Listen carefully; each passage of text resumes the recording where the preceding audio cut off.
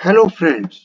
आज कुछ ऐसे वाक्य देखते हैं जिनमें किसी के पास कोई चीज होने का या ना होने का एहसास होता है। जैसे कि मेरे पास एक पुस्तक है, उनकी एक बहन है, तुम्हारे पास क्या था, इस कमरे में दो पंखे हैं।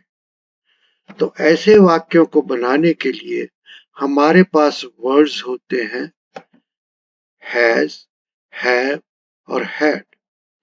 हैज और हैव ये प्रेजेंट के लिए लगता है और हैड पास्ट के लिए। हैज और हैव कहाँ लगाना है, इसके लिए यदि हम आई को छोड़ दें तो बाकी सभी के लिए अगर एक वचन है तो फिर हैज लगेगा, अगर बहुवचन है तो हैव लगेगा। आई के साथ हैव लगाना है। जो पास्ट के लिए हैड है, ये सभी जगह हैड ही लगता है। तो जैसे आप कह सकते हो कि मेरे पास एक पुस्तक है, तो क्या कहोगे? I have a book. हमारे पास पुस्तकें हैं, वी हैव बुक्स।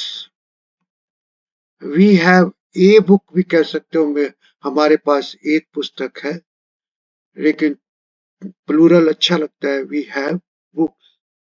इसी तरह यू को सदा हम प्लूरल की तरह यूज करते हैं, तो यू हैव बुक्स। और इसके बाद मान लीजिए आप कहते हो उसके पास, ही, तो ही एक वचन है, ही हैज ए बुक।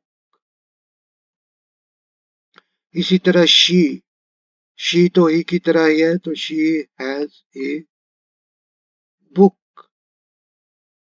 इसके बाद आप अगर कहते हो कि उनके पास पुस्तकें हैं, तो उनके की इंग्लिश लगेगी दे। ये ही का बहुवचन है, दे हैव, क्योंकि बहुवचन है, they have books, they have books. तो इस तरह से हमारे वाक्य बनेंगे। इसके अलावा आपके पास ऐसे भी हो सकते हैं कि माई सिस्टर। अब ये भी एक वचन है, माई सिस्टर हैज ए बुक। तो इस तरह एक वचन के साथ आपका हैज और बहुवचन के साथ हैव। अब अगर पास्ट का है तो आप कहोगे आई हैड बुक्स या आई हैड ए बुक। तो ये हैड तो अब आपके सभी के साथ ही लगेगा, they had books, she had a book, कुछ भी आप कहिए तो हैड ही लगेगा। आइए कुछ और वाक्य देखते हैं। उन उनकी एक बहन है, तो दे हैव ए सिस्टर। इसका वैसे अर्थ होगा कि वे एक बहन रखते हैं, उनकी एक बहन है। तो अर्थ देखा जाता है क्या है। मेरी बहन के दो बेटे हैं, my sister has two sons. तो ये भी इसका भी ऐसे ही होगा कि मेरी बहन दो बेटे रखती है, इस तरह इंग्लिश बनेगी। उसकी बेटी के पास एक बाइक है, उसकी बेटी, तो his daughter, his daughter has a bike. तो ये इस तरह इंग्लिश बनी कि उसकी बेटी एक बाइक रखती है। उसके पिता के पास एक बड़ा घर है, उसके पिता के पास। his father has a big house। तो इसका वैसे अर्थ बनेगा कि उनका पिता एक बड़ा घर रखता है।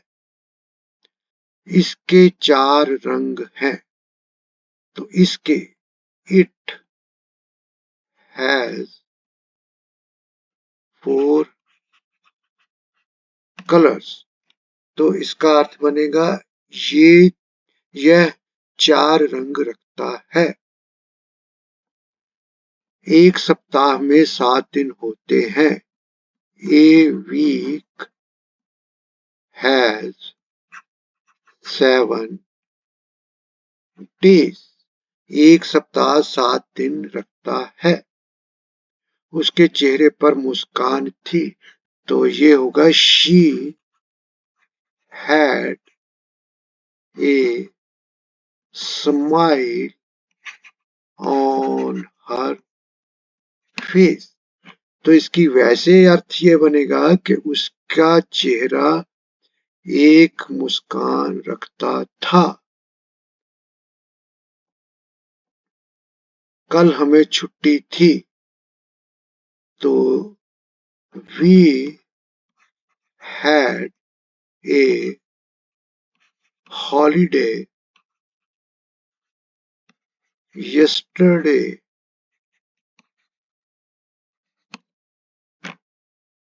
तो इसका वैसे अर्थ होगा कल हमारे पास छुट्टी थी।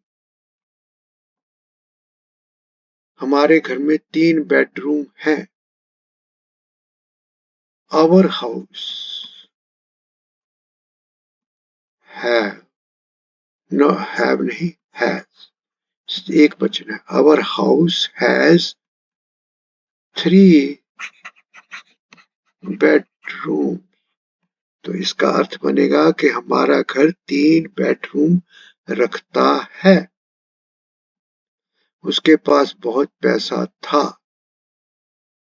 तो he had a lot of money। तो वह बहुत पैसा रखता था। a lot of बहुत। इस कमरे में 2 पंखे हैं। This room has 2 fans। यह कमरा 2 पंखे रखता है।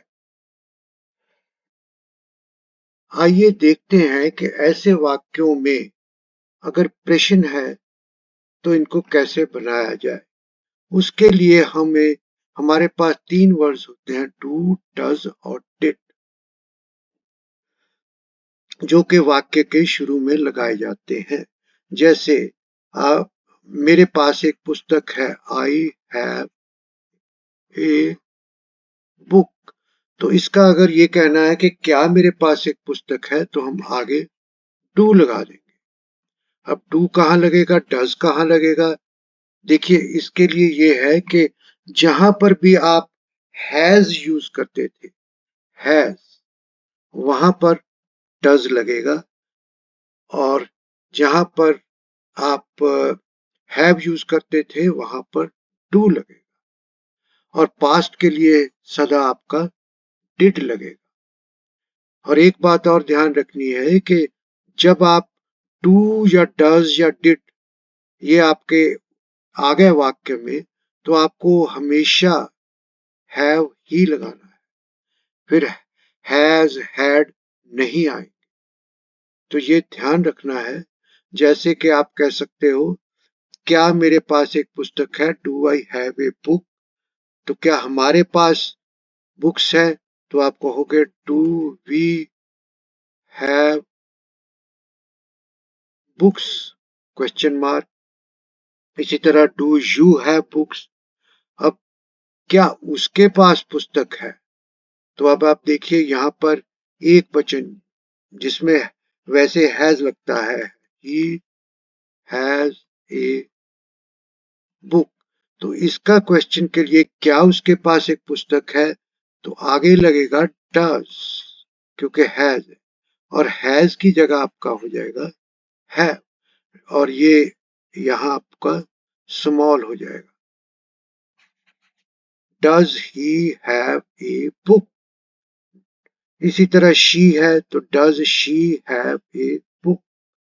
अब उनके पास पुस्तकें, क्या उनके पास पुस्तकें हैं, तो आप कहोगे डू, क्योंकि ये बहुवचन है, डू दे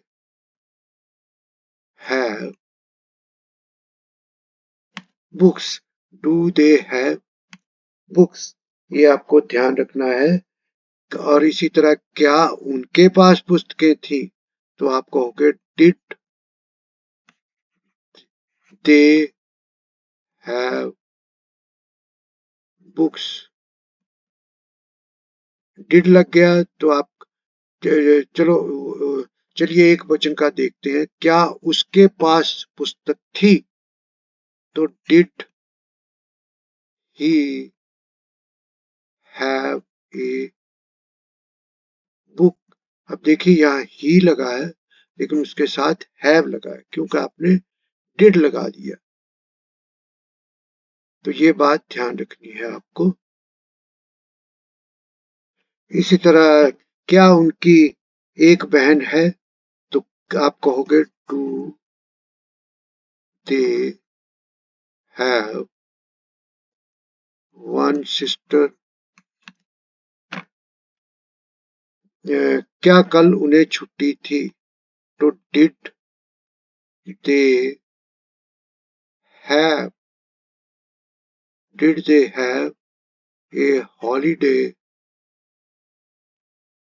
यस्टरडे। तो इस तरह से आपके वाक्य बन जाएंगे। बाकी हम बाकी हम फिर अगले लेसन में देखते हैं। तो थैंक यू।